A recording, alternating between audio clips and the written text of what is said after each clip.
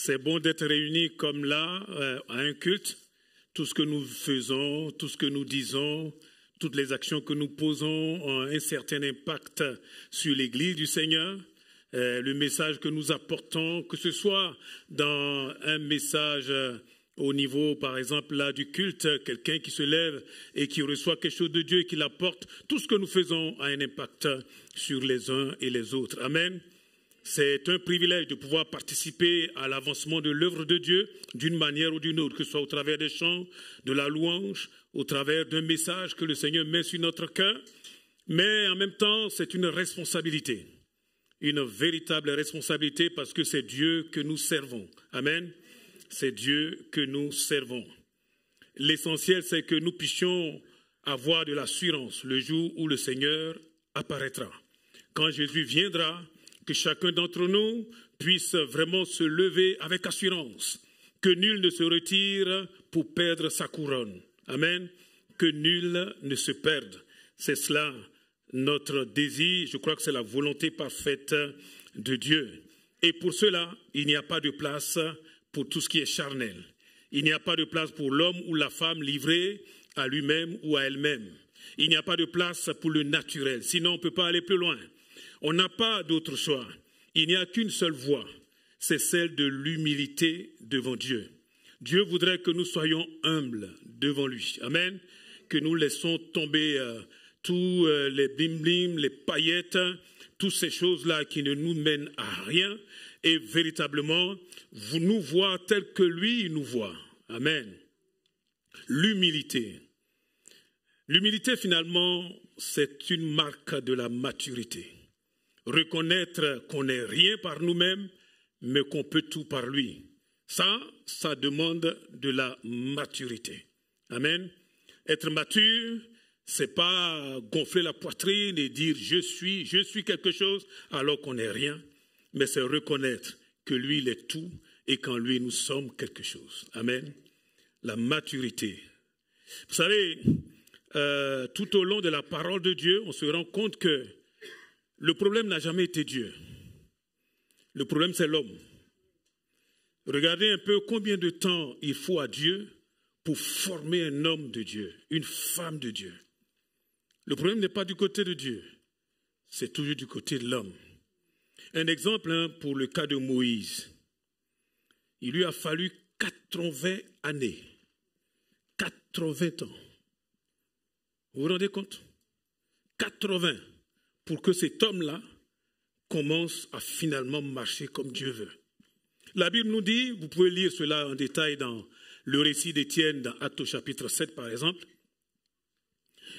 La Bible nous dit au verset 21 qu'il a été recueilli par la fille de Pharaon qui l'éleva comme son propre fils, alors que c'était un temps où effectivement Pharaon cherchait à tuer les enfants des Égyptiens.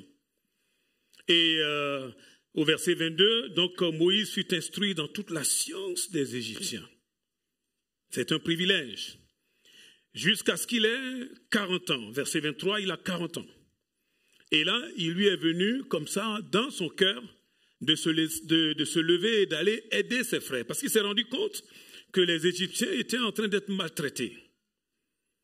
Et donc, ça lui est venu comme ça, d'aller au secours des Israélites. Verset 25, il pensait que ses frères comprendraient que Dieu voulait se servir de lui pour les libérer. Il pensait cela. Vous voyez, ça c'était lui. Il pensait que c'était comme ça qu'il fallait faire. Qu'est-ce qu'il va faire? Là, il va tuer un Égyptien, et puis quand il va voir deux Israélites qui sont en train de se battre, il va essayer de s'interposer pour essayer de faire la paix. Il y en a un qui va lui dire, au verset 27, « De quoi te mêles-tu? Qui t'a établi sur nous comme notre chef ou notre juge ?» Et quand il a vu que finalement tout ce qu'il faisait là était su et connu de Pharaon, il s'est enfui. Et on le voit là au verset 29. Quand Moïse entendit cela, il prit la fuite et il alla vivre dans le pays de Madian où il eut 2 fils. Le pays de Madian, c'est dans la péninsule arabique, si vous voulez, dans le désert de l'Arabie aujourd'hui. Et ce gars-là à qui était prévu une belle destinée, une destinée royale, le voici maintenant là qui est obligé de vivre avec des moutons, avec des brebis, Et là-bas encore, ça va durer 40 ans. 40 ans. Verset 30. 40 années plus tard, un ange lui apparut dans le désert. Je ne sais pas si vous comptez bien, 40 plus 40, ça fait 80. 80 pour que cet homme-là, finalement, alors qu'il avait l'appel de Dieu sur lui, il pensait que ses frères comprendraient, que Dieu effectivement l'avait appelé. Dieu l'avait appelé. Dieu l'avait mis de côté. À part, le seul problème, c'est que lui n'était pas prêt. Lui n'était pas prêt. Et c'est seulement après 80 ans qu'il va commencer à entendre la voix de Dieu. Amen.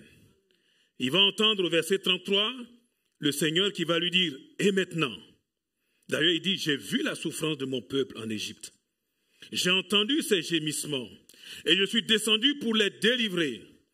Et maintenant, vous voyez, il y a toujours avec Dieu ça, et maintenant. Maintenant, parce que l'homme est prêt. L'instrument est prêt. Et Dieu dit, et maintenant, je viens. Je t'envoie en Égypte. Mais y avait-il besoin de l'envoyer alors que lui-même il était en Égypte? Vous voyez? Souvent nous ne comprenons pas les voies de Dieu. Nous disons Dieu, Dieu, Dieu. Non, ce n'est pas le problème. Le vrai problème, c'est que Dieu ne te donnera jamais quelque chose que tu ne peux pas porter. Dieu ne nous donnera pas une mission à accomplir pour laquelle nous ne sommes pas encore suffisamment prêts. Vous voyez? Le temps que ça met, ce n'est pas le problème de Dieu. Le temps que ça met, c'est nous. Que nous acceptions l'école de Dieu, que nous acceptions la discipline de Dieu, que nous acceptions finalement d'obéir au Seigneur. C'est ça tout le problème. La vraie question que je me pose, c'est est-ce que Dieu peut compter sur moi? Est-ce que Dieu peut compter sur toi? Vous savez, Dieu ne donnera jamais sa gloire à quiconque. Il faut oublier ça. Dieu ne va jamais donner sa gloire à un être humain dans les narines duquel il n'y a que du vent. Ce n'est pas vrai. C'est Dieu qui fait. Nous ne sommes qu'un instrument. Amen. Allez, je vous donne encore un autre exemple. Jacob, qui devient plus tard Israël. Aujourd'hui, on parle d'Israël. Et on continuera de parler d'Israël. Et quand on parle d'Israël, l'Église relève la tête. Parce que nous savons que notre destinée est liée quelque part là-bas. Mais regardez ce bonhomme-là. Il a commencé à tromper tout le monde. Jacob, le trompeur, le supplanteur.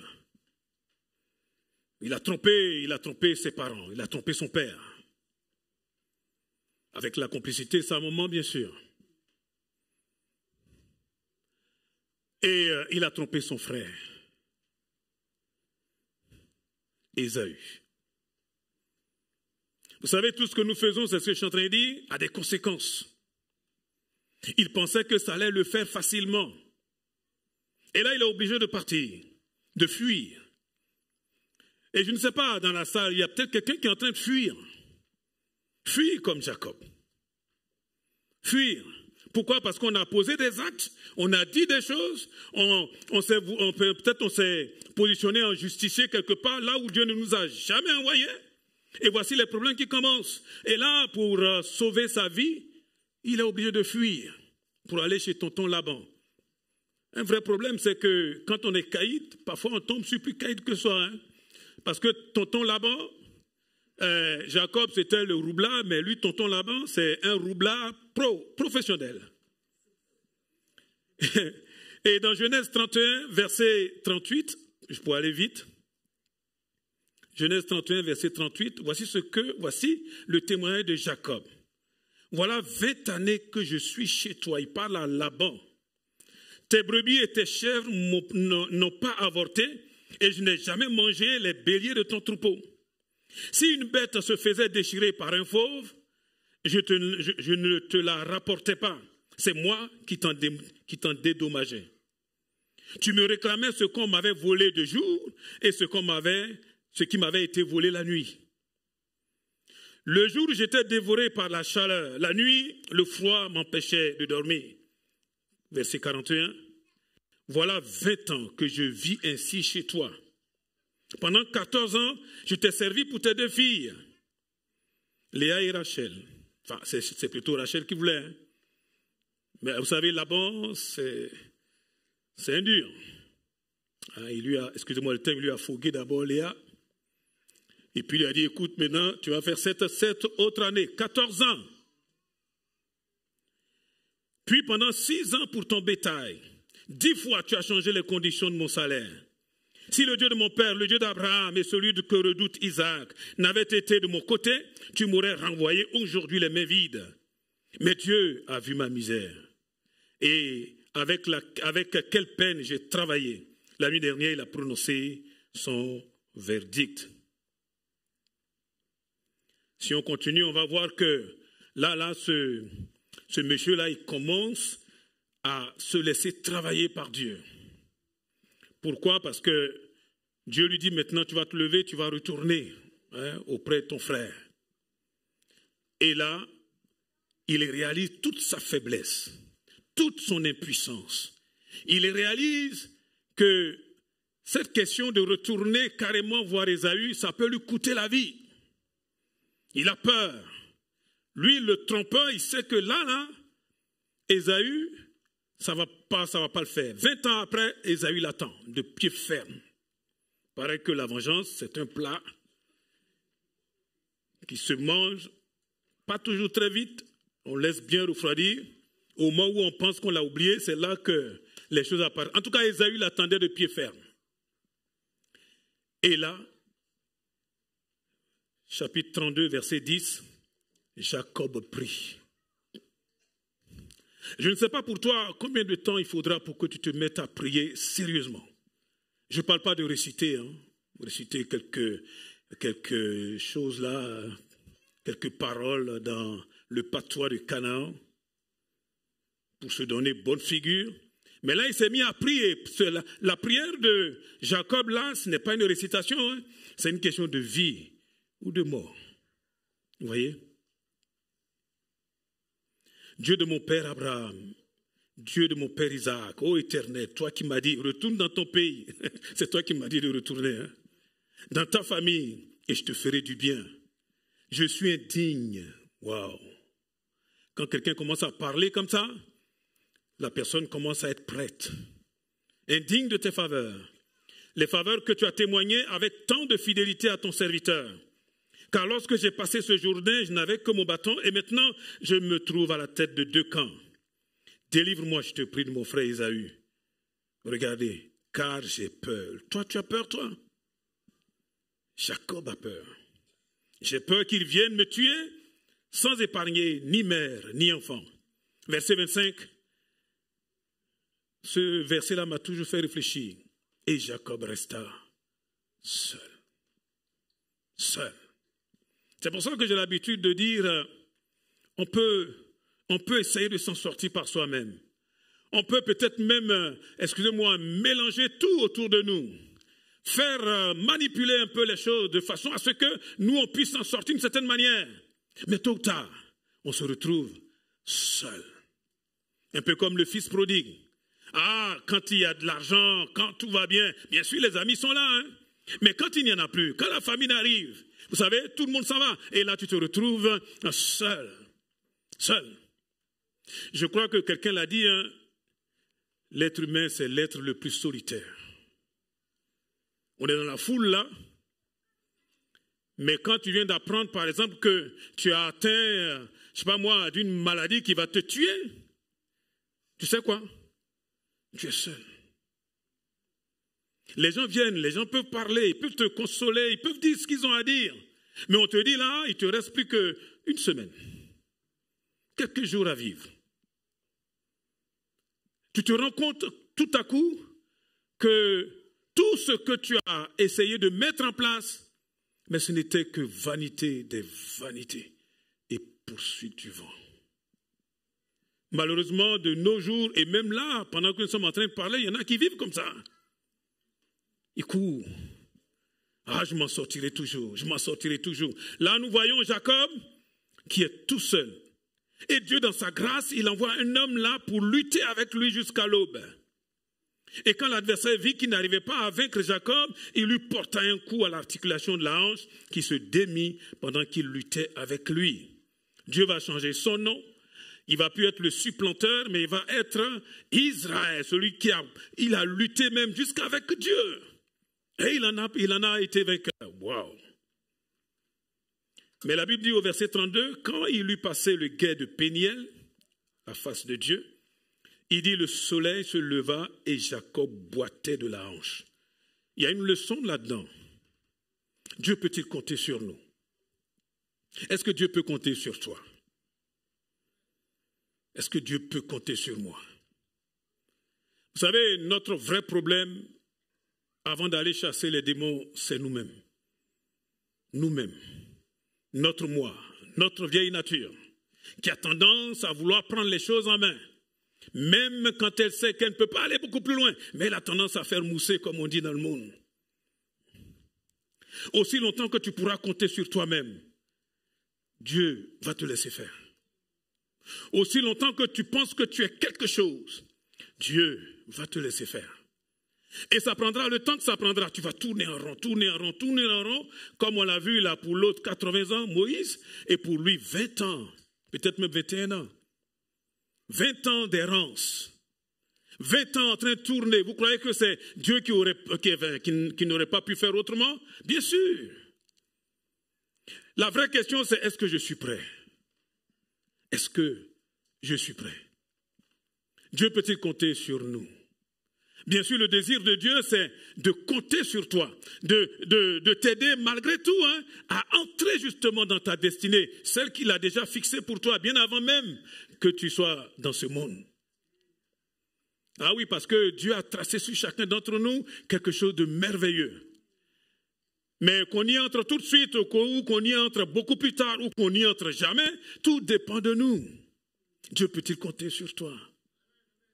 Oh, que Dieu nous aide. Vous savez, il faut qu'à un moment donné, on soit un peu comme ceux qu'on vient de voir là, brisés. Ou on boitille un peu. Quelqu'un dit, ah, c'est ça la bénédiction là?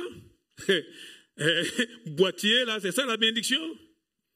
La bénédiction finalement, c'est de raccrocher avec le plan parfait de Dieu pour ta vie. Dis amen quand même. Alléluia. Ouais, le plan de Dieu, c'est comme ça. Et nous, on est en train de tourner. Le jour où tu raccroches et que tu rentres justement dans cette destinée-là, ah, gloire à Dieu, on appelle cela la bénédiction. Peut-être qu'en ce moment-là, tu seras un peu en train de boitiller, mais tu seras dans le plan parfait de Dieu. Tout à l'heure, je parlais de l'humilité. Notre vrai problème. Enfin, l'enjeu que je vois, c'est que Dieu veut conduire ta vie. Tu ne le feras pas, tu ne peux pas le faire. Moi, je ne peux pas le faire. Je n'en ai pas les ressources. Ce que Dieu nous appelle à faire là, ce n'est pas humain, c'est divin. On parlait de la puissance de Dieu. Nous, là, on est des mortels. Dieu, il est dans une autre dimension. Vous voyez, les choses qu'il veut nous amener à faire, c'est dans le domaine de l'esprit. Et il n'y a que le Saint-Esprit seul qui puisse nous aider.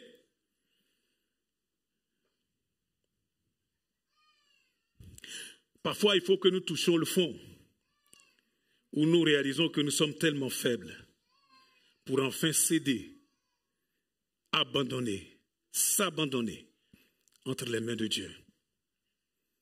On dit, Seigneur, là c'est bon, là j'ai compris, je ne peux rien faire. Que Dieu nous aide. Dans la première épître de Pierre au chapitre 5, dans la première épître de Pierre au chapitre 5, lisons le verset 6, 1 Pierre 5, verset 6. Humiliez-vous donc sous la puissante main de Dieu afin qu'il vous élève au temps convenable. Dans la Bible du Semeur, il est dit, tenez-vous donc humblement sous la puissante main de Dieu pour qu'il vous élève au moment qu'il a fixé.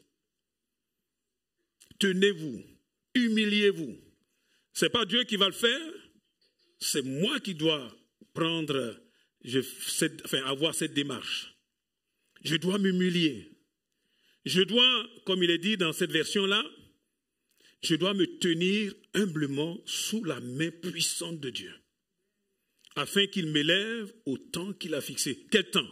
Mais le temps où il verra que je suis prêt. Je suis prêt.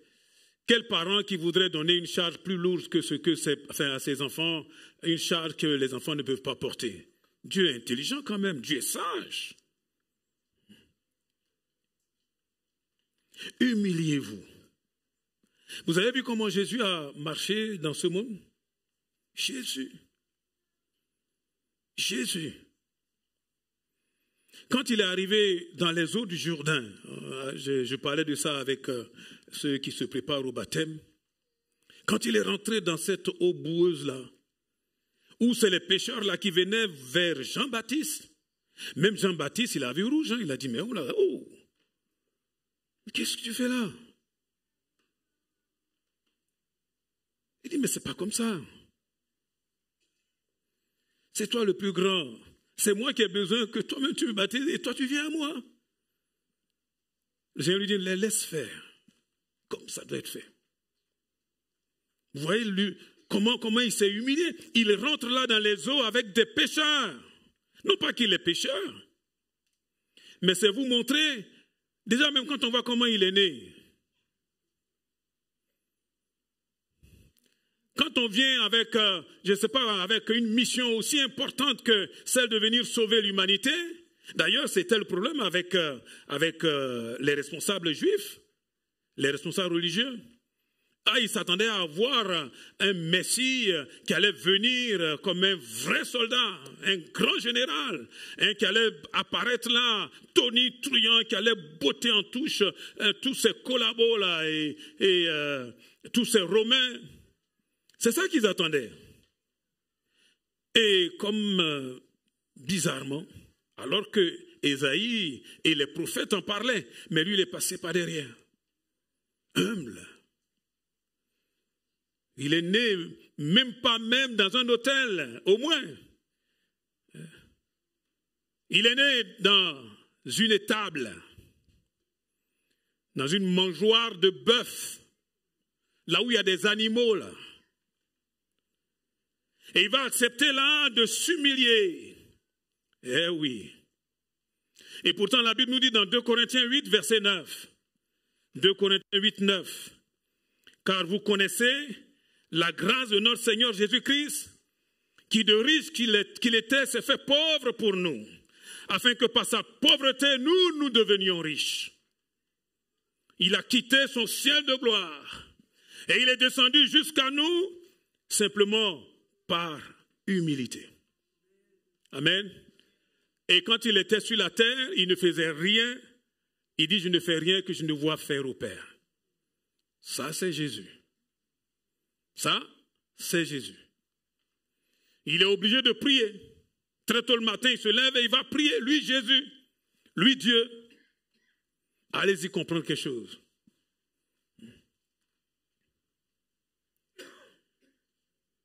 S'il vous plaît, l'humilité, c'est important.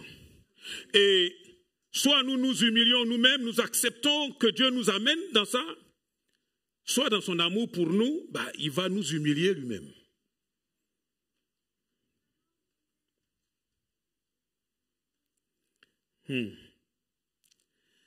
Au verset 7 de 1 Pierre 5, il dit, déchargez-vous sur lui de tous vos soucis, car il prend soin de vous.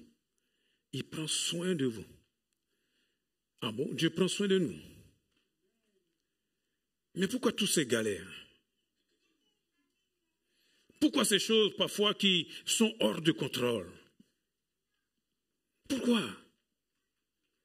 Moi, je pensais avant que quand on devenait chrétien, plus de problème en fait. Et pourtant, on se rend compte que les disciples là, tant qu'ils étaient tranquilles dans l'ombre là, qui n'étaient pas encore baptisés dans le Saint-Esprit, aucun souci. Hein? Mais dès le jour de la Pentecôte, les problèmes ont commencé.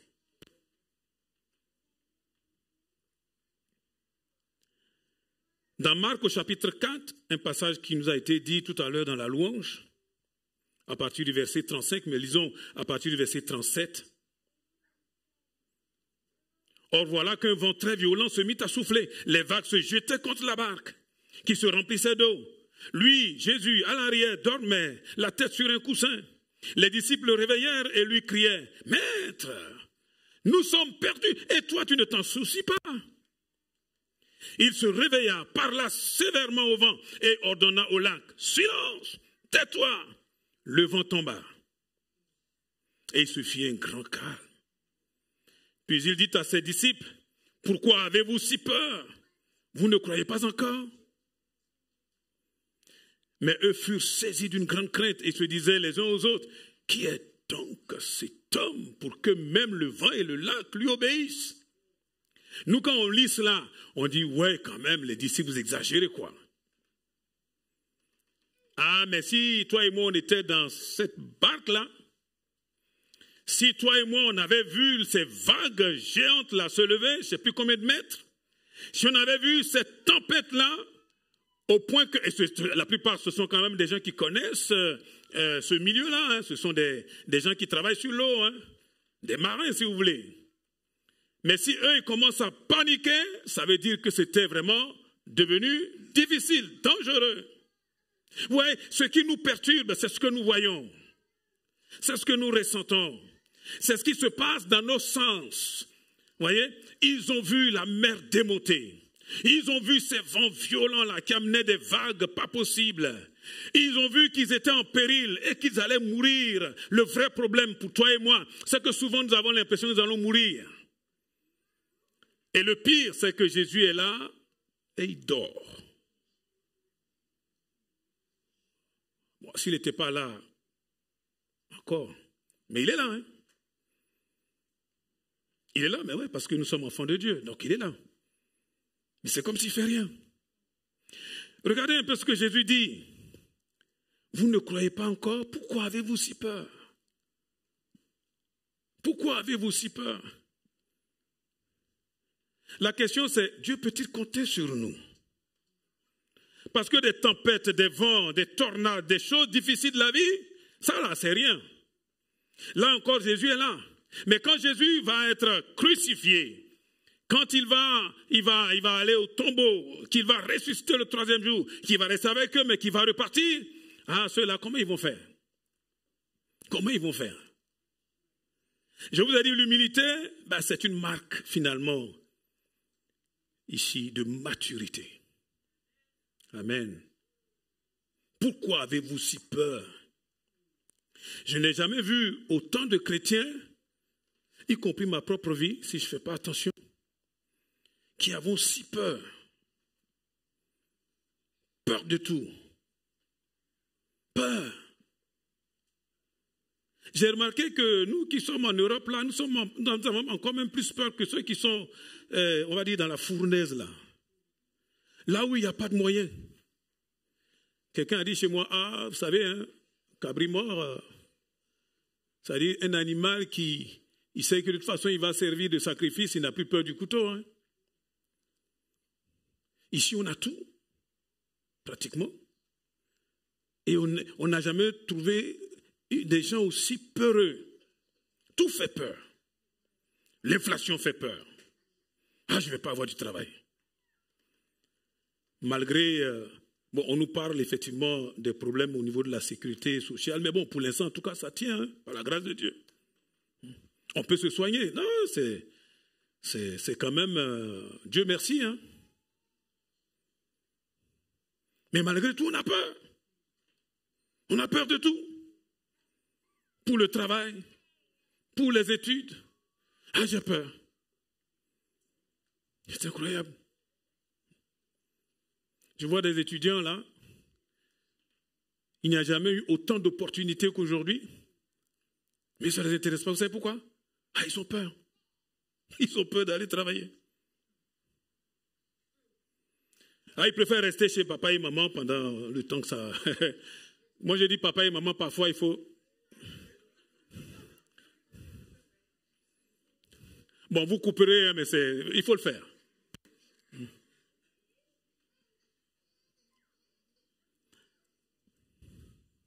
Pourquoi avez-vous si peur? Ne croyez-vous pas encore?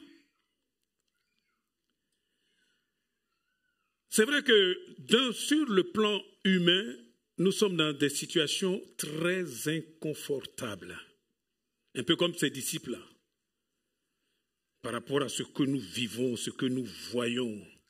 Mais nous ne sommes pas de ce monde. Nous sommes simplement dans ce monde. Il y en a un autre qui vit en nous. Amen. Tout à l'heure, je disais que pour que nous puissions entrer véritablement, pour que toi tu puisses entrer véritablement dans ta destinée, il faut que tu sois prêt, prête. Il faut que tu sois prêt. Amen. Et quand quelque chose te fait peur, tu es obligé de dire, Seigneur, j'ai peur. J'ai peur. J'ai peur, ça ne va pas. Aide-moi. Viens à mon secours. Parce que la solution, elle est toujours spirituelle. Quand Jésus dit, vous ne croyez pas encore, mais comment croire alors que les choses sont difficiles? Dites-moi, comment vous comprenez ce passage-là? Entre nous. On est en train de mourir. On est en train de mourir. Ça ne va pas bien du tout. Et toi, tu nous demandes pourquoi est-ce qu'on ne croit pas encore, alors qu'on sait que, d'un instant à l'autre, si tu ne fais rien, on va tous plonger, on va se noyer. De quelle foi il parle? Demande à ton voisin, de quoi il parle même? Quelqu'un a dit, ouais, c'est moi qui disais ça. Il disait, oui, toi, le prédicateur, là, c'est facile pour toi. Hein? Tu as arrêté devant là-bas, tu parles. Tu crois que c'est facile? Ça, c'est moi qui lui disais ça à l'époque. Et tu crois que c'est facile? C'est pas si facile que ça.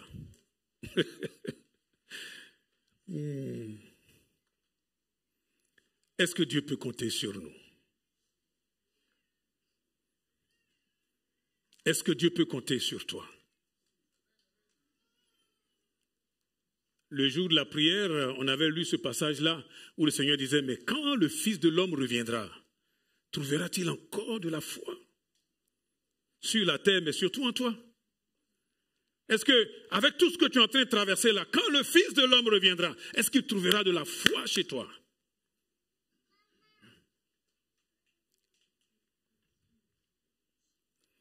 Tout ça, c'est spirituel. Seigneur, je ne comprends pas. Il y a des choses que je ne maîtrise pas. Pour ne pas dire même toutes ces choses-là, je ne maîtrise rien du tout. Mais je sais une chose, c'est que tu vis en moi. C'est que ma vie est dans tes mains. C'est que tu es là à mes côtés. Que le vent souffle, que la tempête nous secoue. Je ne sais pas ce qui se passe. C'est compliqué. Tout à l'heure, on parlait de nos sœurs qui ont peut-être des époux qui sont difficiles, ou bien de nos frères qui ont des épouses difficiles, ou peut-être des enfants qui sont en train de tourner pas très bien. Ouais, je suis aussi parent et grand-père, je sais ce que c'est. Hein? Il n'y a pas souffrance plus terrible que ça, où tu vois ta chair, hein, ou la chair de ta chair là, qui est en train de partir en vrille, et tu es là, tu ne sais même plus quoi faire. Eh oui, c'est difficile. Mais dans tout cela, Dieu, il est où? Vous voyez? Dans Jean 16, 33, il dit, vous aurez des tribulations. Dans ce monde-là, vous aurez des tribulations. Mais prenez courage. Moi, Jésus, j'ai vaincu ce monde. Nous aurons des tribulations. Il y en a qui enseignent que oui, quand on est enfant de Dieu, il n'y a pas de tribulation. Ce n'est pas ce que Jésus dit. Hein? Jésus dit, nous aurons des tribulations. Le vrai problème, c'est que quand je serai dans les tribulations, là, comment je vais me comporter? Comment je vais me comporter? Vous voyez, c'est une question de foi. C'est une question d'abandon. C'est une question de laisser le Seigneur lui-même régler cette affaire. C'est une question de s'abandonner entre ses mains, de lui faire confiance. Je vous dis, la foi, ce n'est pas simplement un truc dans le cœur et puis ni vu ni connu. La foi, ça se démontre.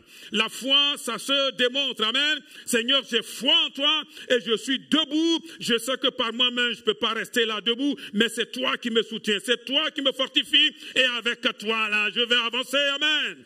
Je vais avancer. La foi, elle est active. Alléluia. Le Seigneur a dit, allez, par tout le monde. La foi, ce n'est pas s'asseoir, elle a dit, ah, ça viendra quand ça viendra. La foi, c'est partir sur la parole de Dieu. Faire ce que Dieu m'a dit de faire en comptant sur lui. Gloire à Dieu. Même si la position était assez inconfortable. Au verset 8 de 1 Pierre 5, il est dit, Soyez sobres. Dans la version du semeur, il est dit, ne vous laissez pas distraire. Ne vous laissez pas distraire. Soyez sobres, veillez. Hein? Le semeur dit, soyez vigilants. Soyez sobres. Sobres, vigilants, équilibrés. Pas de choses qui dépassent. Équilibrés, sobres, vigilants.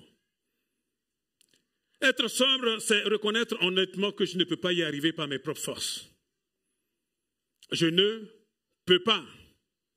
Amen. Et donc, ce que Dieu me demande, c'est de demeurer dans son repos.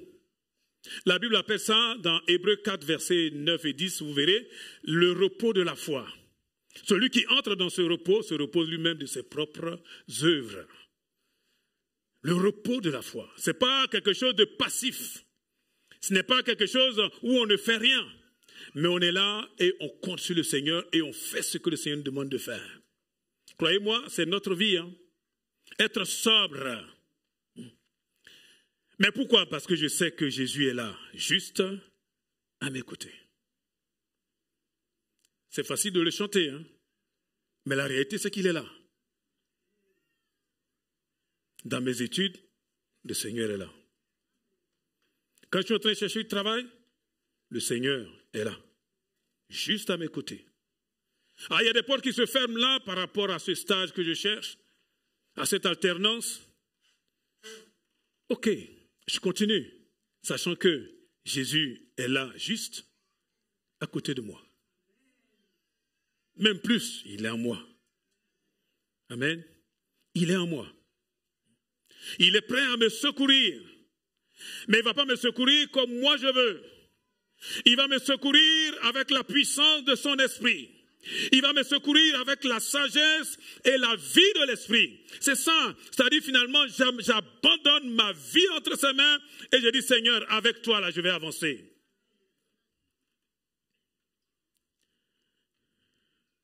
Moi, quand j'ai eu quelques diplômes, là, par la grâce de Dieu, je pensais que j'allais avoir du travail tout de suite. Bon, ça ne venait pas. J'ai dit, waouh, c'est quoi cette affaire-là? Et puis, Dieu a de l'humour. Hein? J'ai un collègue qui est venu, qui m'a dit, bon, c'est pas grand-chose, mais ça peut t'aider déjà. Je peux t'avoir un poste au McDo. McDo? Tu veux que je fasse quoi avec ça pour ma famille? Hey, j'ai une femme, j'ai des enfants. McDo. Puis je m'habillais au McDo. C'était chaud, hein? Bon, ma femme m'a dit, on va venir avec les enfants pour te prendre une photo. J'ai dit, surtout pas de photo. Je ne veux pas que quelqu'un me voie habillé à McDo. Mon frère, ce que je vous dis là, c'est vrai, hein? Mais c'était le seul truc qui s'ouvrait. Et puis quand je suis allé, bon, je n'avais pas de choix, hein? Et j'ai été voir le manager, je ne sais pas comment il s'appelle. Il me dit, ah ouais, tu vas travailler là, et tu vas même travailler dimanche. Je dis, ah non. Écoutez, déjà pour moi, ce n'est pas évident. Alors, vous n'allez pas me rajouter un dimanche. Dimanche, je ne travaille pas dimanche. Je suis enfant de Dieu, je ne peux pas. Ah, ben je dis, ok, mais si c'est ça. J'ai dit à mon ami là, si c'est ça, tu lui dis, c'est bon, je laisse tomber. Puis je ne sais pas trop pourquoi il a accepté finalement. Je voyais la petite dame là, elle peut être ma fille. Mon Dieu, je suis fatigué. Je finis tard la nuit. Parfois, pour fermer là, ceux qui vont au McDo connaissent, hein. Y en a qui viennent manger, je ne sais pas comment les gens mangent ici. Ils viennent manger jusqu'à minuit, 1h du matin, ils viennent manger. Eh oh, dégagez, moi je dois rentrer à la maison. Oh, c'est pas possible. Et puis la petite là, elle me dit, hey, toi là, viens ici, viens nettoyer là. Je dis, il dit, Seigneur, vraiment la formation, elle est dure. Hein? Celle-là, elle peut être ma fille, peut-être même ma petite fille. Hey, c'est pas propre, viens là, laisse-moi manger un peu. Et je me suis dit, là, cette affaire-là, je ne vais pas rester dans McDo, il va falloir que je cherche du travail. Et je commençais à écrire partout.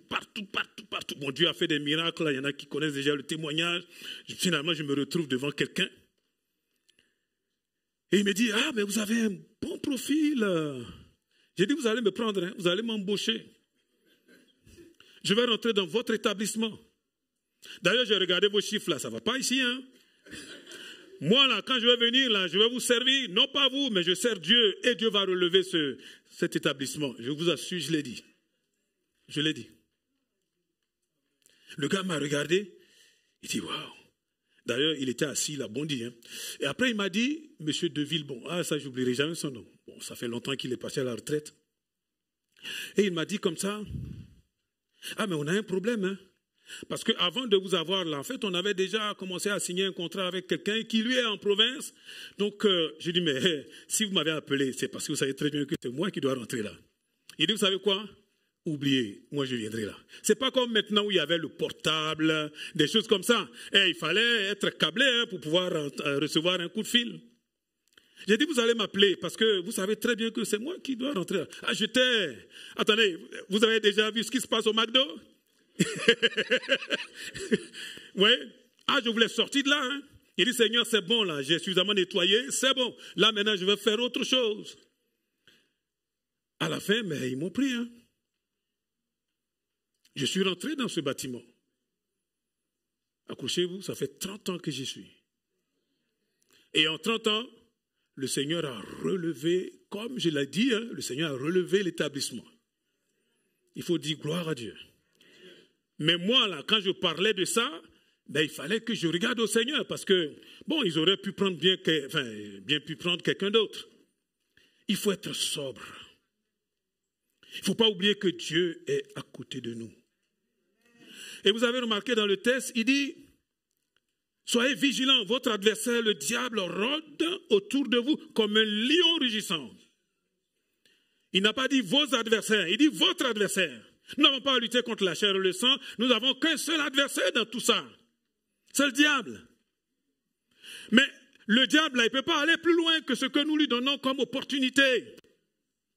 Quand tu penses que tu es quelqu'un, quand je pense que je suis quelqu'un, et que moi-même, là, je vais ouvrir mes propres portes, le diable dit, ouh, voici une belle opportunité. Dieu ne m'a jamais demandé d'aller ouvrir cette porte. Dieu, d'ailleurs, ne m'a jamais dit d'aller là. Vous voyez? Moi-même, je me lève, je dis, ah, je suis l'homme, j'arrive. Oh ouais, le diable dit, ouh. Vous voyez?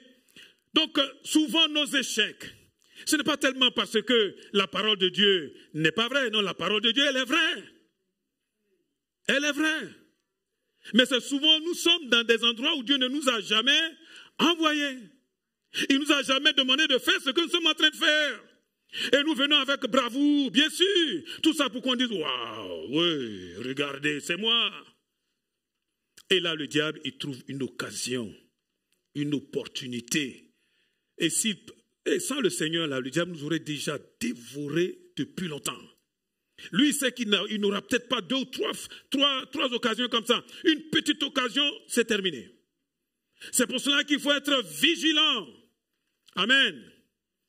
Il ne faut pas essayer d'aller dans des endroits où le Seigneur ne t'a pas dit d'aller. Vous voyez, tout est une question de rester en communion avec le Seigneur. Marcher par l'Esprit. Marcher par l'Esprit. Que ce soit nos pensées, que ce soit nos paroles, nos actes, enfin, on va dire, toutes les actions que nous allons poser, Dieu doit être au centre. Le Saint-Esprit doit être au centre. Ouais, souvent, nous pensons que nous sommes quelqu'un alors que nous ne sommes rien. Il n'y a rien de plus terrible que ça.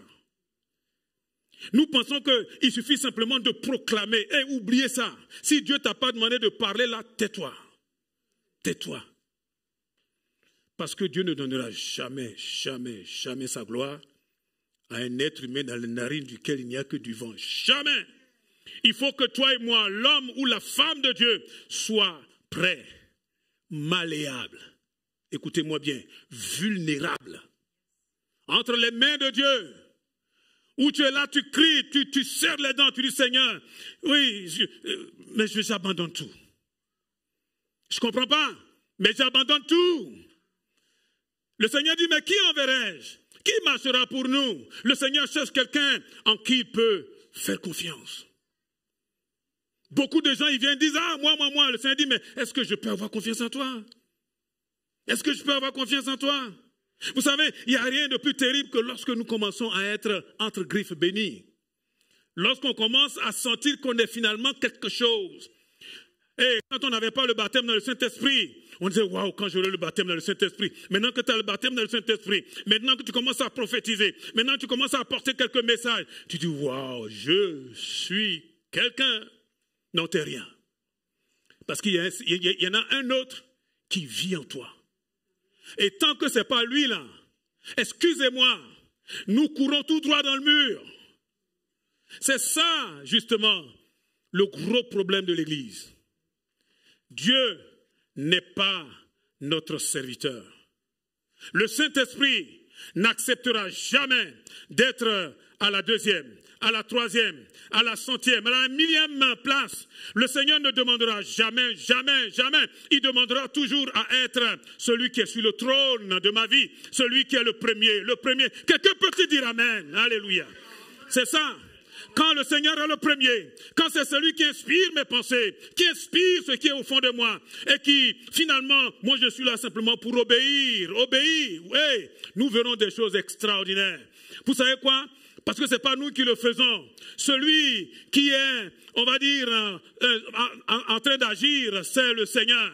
Alléluia. L'artiste. Alléluia. Celui qui prend les choses en main, c'est Dieu. C'est Dieu qui peut sauver. C'est Dieu qui peut guérir. C'est Dieu qui peut neutraliser les choses. C'est Dieu qui fait cela. Il le fait par son esprit qui habite en nous, à condition que toi et moi, là, nous lui laissions toute la place. Non pas faire semblant, mais dire, Seigneur, je m'abandonne à toi. Seigneur, je m'abandonne à toi. Seigneur, je ne comprends pas. Et parfois même, toi et moi, là, nous allons bouffer la terre, là. Nous ne comprenons rien. Eh oui. Et le Seigneur dit justement, toi, lève-toi et suis-moi. Et suis-moi. Je te pose une question en terminant. Dieu peut-il compter sur toi? Dieu peut-il compter sur nous? Est-ce que tu vas continuer à toujours être là en train de résister, à croire que tu es quelque chose alors que toi et moi, nous ne sommes en rien? S'il vous plaît. Non, moi, il y a plein de choses encore à expliquer, mais je n'ai pas le temps. Mais si vous avez lu, vous avez vu, hein? Il nous rétablira lui-même. Il nous rétablira lui-même. Verset 10. Il nous fermera. Il nous fortifiera. Il nous rendra inébranlables.